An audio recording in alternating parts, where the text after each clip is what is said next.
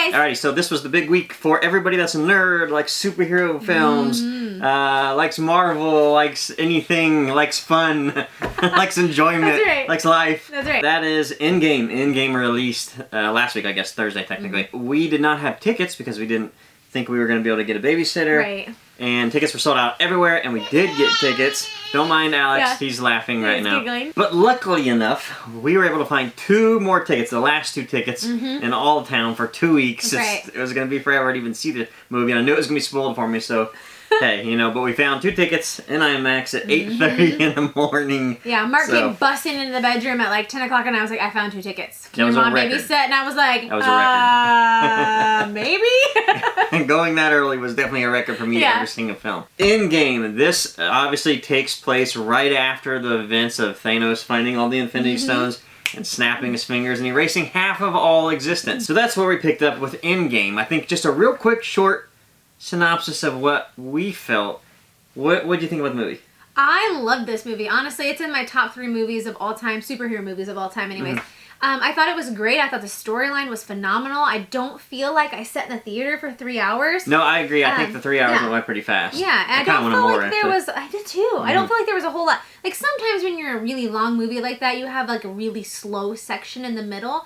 But I felt like the way that they wrote this script, you didn't have much of a down section at all. Yeah, I agree. So for me, I loved this film. I absolutely loved it. Yeah, I would say this is definitely in my top 5 superhero movies of all time. I still wouldn't put it as the best Marvel film. I still think that Winter Soldier and Guardians 1 might have been a little better. However, I think like the fight scene in this might have been the best. Is the one fight scene of all ever. best of all time. Maybe Even best DC, of all. yeah, maybe everything. best of all superhero everything. films. Half of you are gonna really like Infinity War, and then half of you will really like Endgame. There could be a cut or a divide in there of what person likes what film better. I think that Infinity War was the lead up. It was the action. It was getting to know Thanos, and then where we get Endgame, you start off with the suffering, and it's sort of going through that the whole film, tugging at emotions. Yeah. And then giving you that awesome, that end Well, I scene. feel like Infinity War and Endgame is just one really long movie split into 2 separate movies. And that's how you should look at it. Yes. You should look at it as one long film. What did you like better, the beginning of the film or the ending of the film? The end was so much better. Because this did treat Thanos differently. Yes. Because in the first film, I'm going to say the first film, but Infinity War, he was a major part of it. And, you know, it was him and then the scenes with some of the superheroes and then him again. Where this was, you got him a little bit, but it was mainly I feel like them coming up with a way to get him back. I feel like this one you got to see more emotion from Thanos. Before it was just like anger and aggression, but this one I feel like you got more of a gamut with him. It's true. And you get to see that plotting mindset of him a little bit more. They started off with Hawkeye, and they really they tugged those heartstrings because you saw that Hawkeye's family died in that snap. He was alive. He saw they all died, and then he went rogue or Ronin and went and killed everybody. But you really felt for him, and you really felt like, okay, I actually like Hawkeye. So I was really, really pleased to see Hawkeye in a new form, a new light. too. So that was awesome. Black Widow. I was getting ready to say, speaking of new light, you cannot speak of that without talking about Black Widow. She was phenomenal in this movie. Yes. I feel like she's been such a subordinate character up to this point, and then when you got to see like her true heart in this movie, like you could see her passion for her family and the Avengers, and I absolutely adored her. It's a good point because that was her family, Yeah. and she showed that by maybe Captain America, the not so Captain America, saying just forget about it, just forget about it, Move on. move on. We need to move on. Where she was like, no, I'm not moving on, and she kind of led the Avengers, what was left of them, anyways. And she stayed there on that chair for 5 years, doing her thing, running the show, eating her peanut butter sandwiches, eating her peanut butter sandwiches, and you know, they also showed that scene where she worried about what was going on with Ronin or Hawkeye and things and like you that. could see her crying and like find him, and that was when I was like, I loved that. I also loved her hair. I did too. It was beautiful. Awesome. And we'll go on later what happens with those two, Hawkeye and Black Widow, which was another emotional scene later on the road. But I want to finish this scene. I want to finish the characters though first. Hulk. Yeah. I still don't like what they've done with Hulk in this whole series. He was a little of weird movies. in this one. I just think he's still a wimp. I'm not real sure about Mark Ruffalo in that position. I did, however, like how they handled him, where he was able to control his green He finally came to full circle. And they did some great comedy with him, where he was like taking selfies with the kids and funny. things like that. I thought that was really fun and interesting.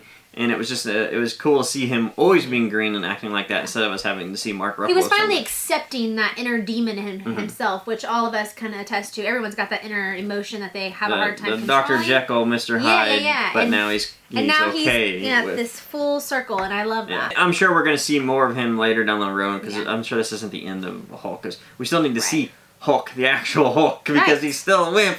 I like the Ragnarok, though. Boom, boom, boom. Moving back to Captain America, again, the beginning of this film, I didn't feel like that was Captain America. Because he did kind of give up, and I feel like if anybody was Captain America, if anybody was stayed and said, no, we're going to fight this to the death, it would have been him. It would have been Steve Rogers.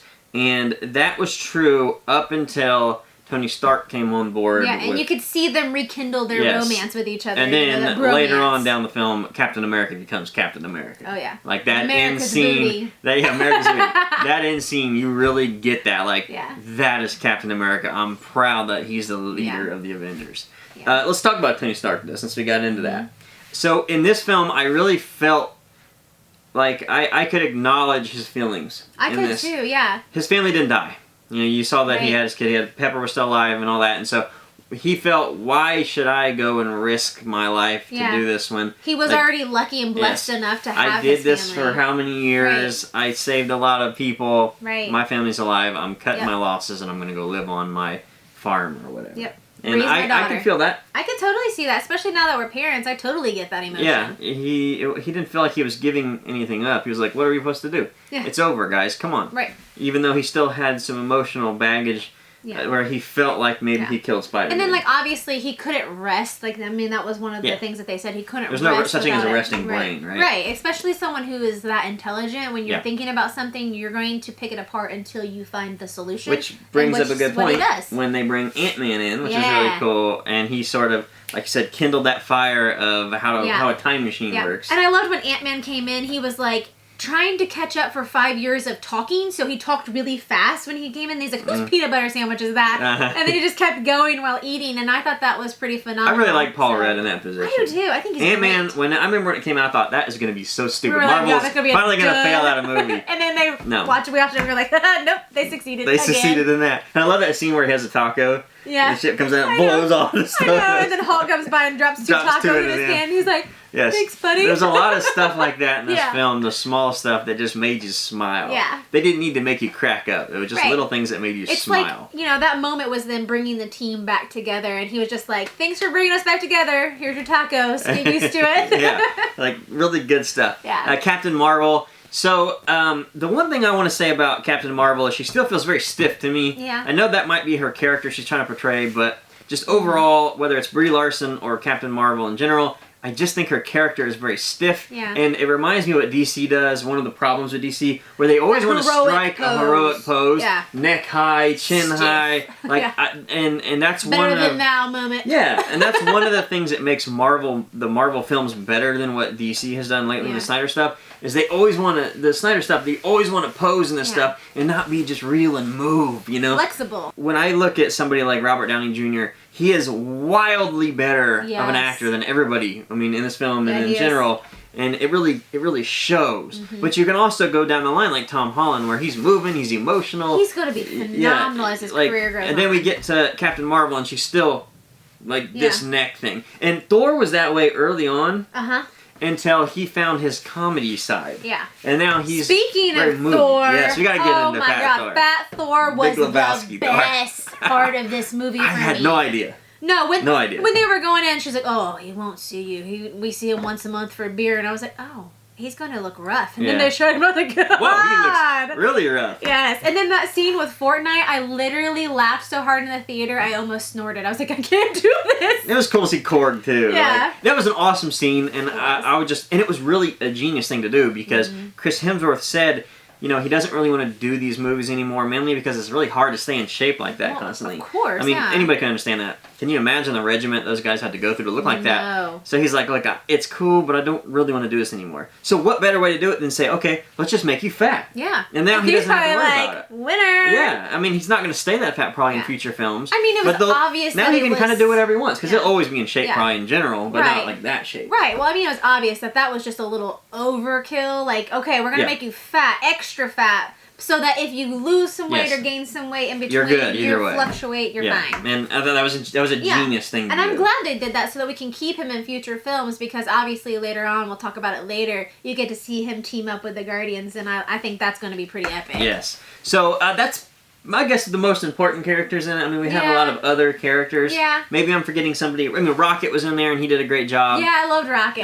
There's other characters in there, but I would say those are the main ones that really kind of mattered, I guess. Nebula was important, even though I kind of hated her for no reason. Nebula. I hate that they were able to read her mind or whatever. That really made me mad. Well, that's because Thanos made her part robot or whatever. Yeah. So Thanos again. Yeah, I mean, there are things like that. There were things in this film. It's not a perfect film. It's by no means a perfect film. There are a couple plot holes that you're kind of like... There are things in here you're like, that doesn't make any sense whatsoever. Yeah. But you're okay with it because they give you this emotional feeling. You're like, yes. Like, I really love the part when they're running down trying to find all the stones and Tony sees his dad. Oh, that was so heartwarming. I mean, that was really cool. It was foreshadowing for what was going to happen later. You could kind of see that. I love how he tells his dad, because his dad told him when he was a kid that you can have all the money in the world, but it can't buy time. Right. Which is kind of that foreshadowing of what's going to happen at the end. And I think you could see that foreshadowing with Captain America too, when he goes back in time too and sees Agent Carter. Let's just go into that. Let's just go into that. Even though that's at the end of the movie, one of the plots you're like, wait a minute, that makes no sense. How does that even work? Right. Doesn't matter, because I think it was an interesting way to end it. Obviously he went on that time machine. He went back to drop all the stones off by himself. I don't know how he would have done that, but again, it doesn't matter. Unless you really want to be picky, it just didn't matter to me that much. Yeah. And then, I'm glad they did that, just to kind of give Cap that happy ending. That they didn't kill him, because you don't want to kill him. He's Captain America. He personifies America. He's the head of the Avengers. Right. You don't kill America, right? So I think it was a good way. You let him be old. You let him do what he always wanted to do and grow old with. Throughout this saga, he has always been kind of sad and depressed about his past, pulling out his locket or whatever, compass, whatever it is, and looking at her with, longing, and then closing it. And I'm glad that he was able to go back and have that happiness. We finally get that for him. It's a real feeling that the elderly get. You might be like 95. My grandma lived to 92. But she was the last one to live. I mean, everybody in her life died.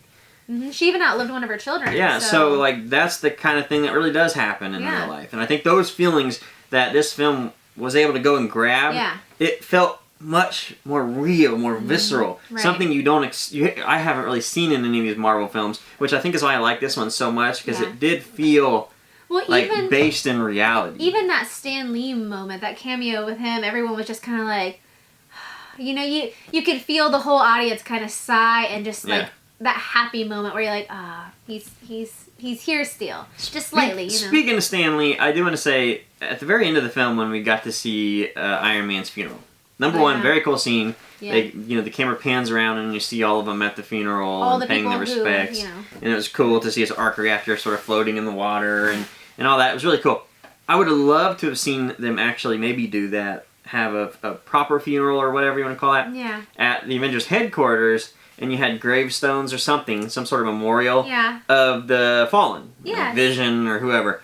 But it would have been cool to have Black Widow. It would have had like a Stan Lee. Yeah. Just in the background, they wouldn't have paid attention to it. Just for fans. Just the camera kind of pan and you saw Stan Lee was involved in it, or somehow it hinted at that. Maybe glasses on the tombstone, something like that. That would have been a really cool way. Little subtle nod. Yeah, that would have been a really cool fan service for everybody. But I understand that they did. I wish we would have had a way to have like a farewell for the people who sacrificed themselves or died. Yeah, like a proper farewell, like not just Iron Man, maybe. Right. Not just Iron Man. Yeah, we could have had Iron Man's funeral, but then had like something that just kind of expanded, and then you see all of these lovely markers for the people who have gone. I think that would have been like a nice closing. But again, this is the end of this phase. They are moving into phase 4 of Marvel Universe. So and that's sort of a roller coaster for me. Of these characters, I'm not sold on the ones that are left, to be honest. Well, I'm like sold Captain on some America, of them. And we didn't even talk about it actually. So when Captain America came back as being old and everything, he gave the shield to Sam Wilson. Right. So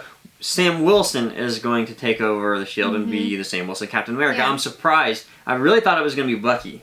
I did too. I mean, I'm okay with it because I think it's going to be an interesting curve that they're going with, an interesting arc. I just wonder what's gonna happen to Bucky. Like for me, I would pick Bucky because I like Falcon. Falcon's an older character. I like Falcon. He does a great job as Falcon. Yeah. So if he's gonna be Captain America, then is Bucky just gonna become the White Wolf and live in the Black Panther world or whatever they're gonna do with that or something? Maybe. I don't know what's gonna happen there. It does, of course, set us up for that Falcon Winter Soldier TV series that's gonna be on the Disney Plus channel. But again, I don't know how they're going to handle it if he's supposed to be the Sam Wilson Captain America now. We'll have to wait and see. I think Spider-Man has a bright future. Yeah. I just don't know about... Black Panther is going to do well. I just don't know what else is as, like, drawing as Iron Man or Captain America. I mean, Guardians is still there. Guardians is going to be... I would say Guardians they're the guardian of Marvel at this point. I think so. They're going to take the reins for sure. I don't know what else would come. I don't know. We'll have to see. Yeah. We'll have to see what the future holds. I don't know. I'm sure they'll do well. Yeah. There's no doubt Let's about that. talk about this fight.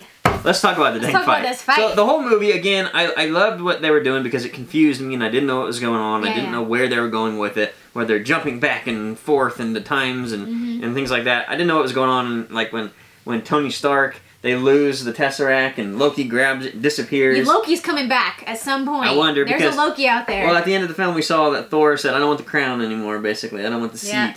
And gives it to Valkyrie. I'm wondering, since Thor is now with Guardians of the Galaxy, basically, that will be the next film. Loki comes back, some weird time warp thing, and wants the seat from Valkyrie because he feels like he deserves that. Yeah. And then that will be the scene. It'll be like Ragnarok, basically. Yeah, you're right. It'll be the same, It'll be cool. plot. Or not the same plot, but the same cast. Yeah. In a way, if Hulk comes in there somehow. The film was confusing and everything, which is good. It's not a bad thing. And you kind of were like, wait, well, what's going to happen here? I like that, though, because it all kinds of wraps up together when you get to the fight. I mean, yeah, and when they brought that fight in, to me, that was the greatest battle team-up fight I've seen on film. Because you have that ride of like this high emotions where it's like, yes, we're kicking butt, we're winning, and then whoop, it drops and you're like, oh my gosh, what's going to happen? And then it's just like this roller coaster, and I loved it. To me, the main reason that I liked it so much, all the little characters, the ones that didn't get much screen time, and because there's so many of them, that was one thing that was good about half of them dying, is that it's much easier to write a script and pay attention to everybody with a smaller cast. Yeah. Sometimes when you have these giant team-ups, it's just too hard, you can't get it together.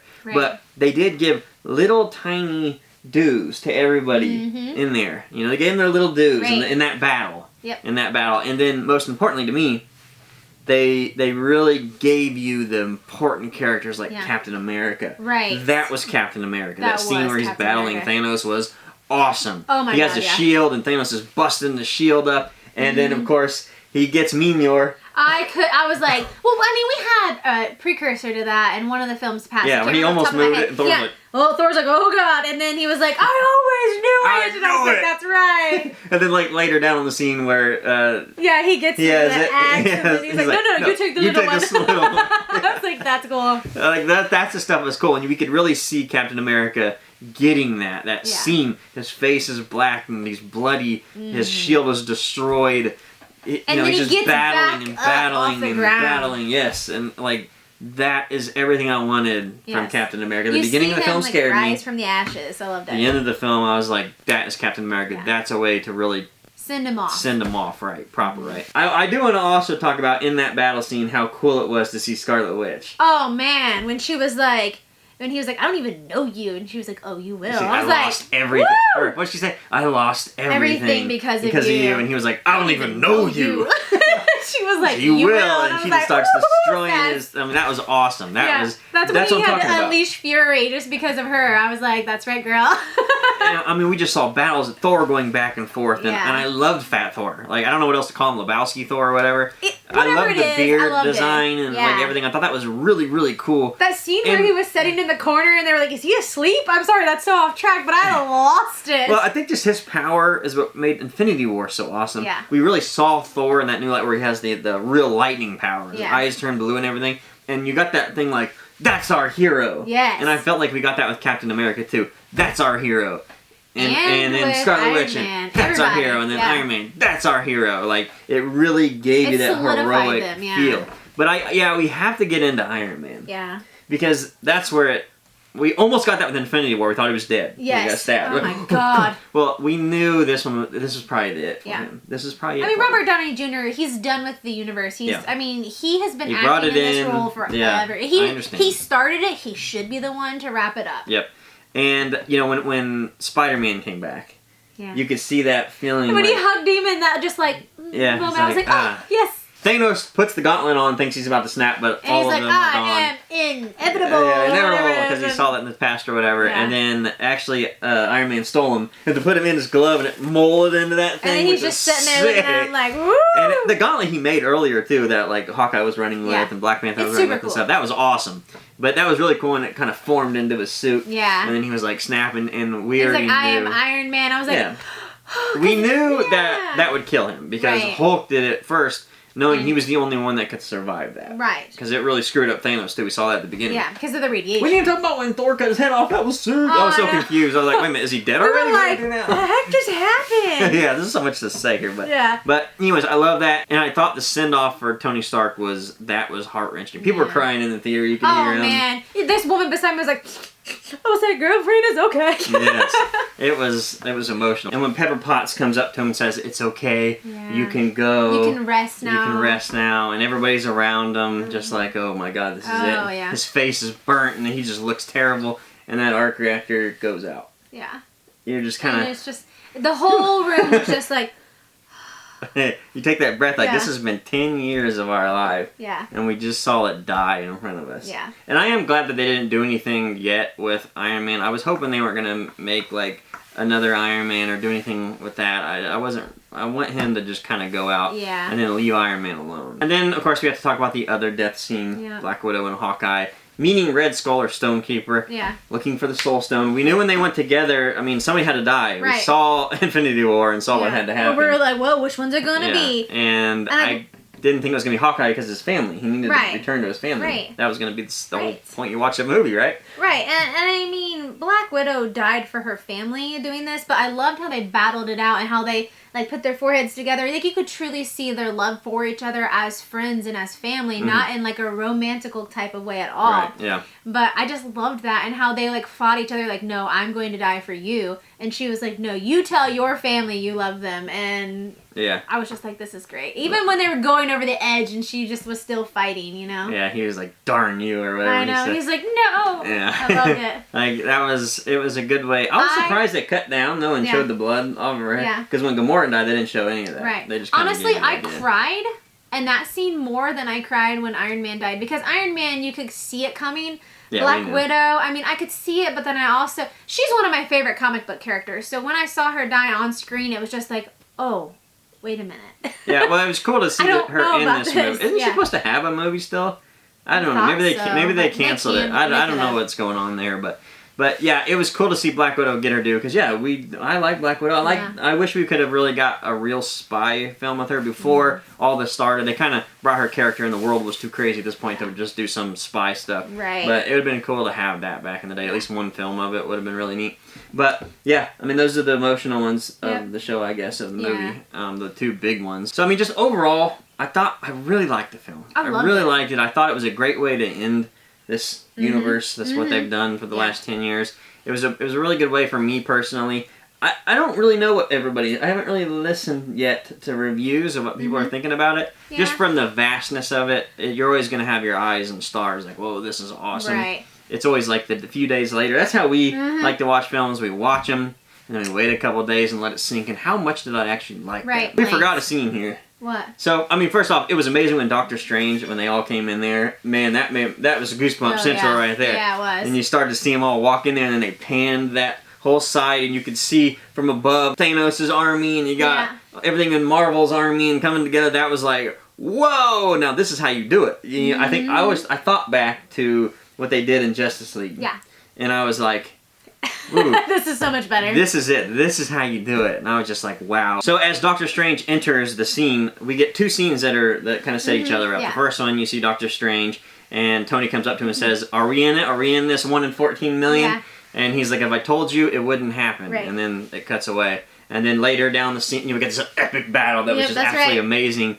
Then you can see Doctor Strange kind of look at Tony and put his one finger up, and Tony, signifying 1 in 14 million. And that's when he realizes, he's like, he realizes what he has to do. That's when he gets the gauntlet, snaps his fingers, and then leads into that death scene. Sacrifices himself not only for his friends, but for his daughter and for Pepper. And I thought it was so amazing because if you really look deep into that, Tony Stark in general, he's always, he's human. And he's always wanted to be the hero. He grew up with that dad as being heroic. And, he's always just tried to be something he wasn't with his money, if that makes sense. Yeah.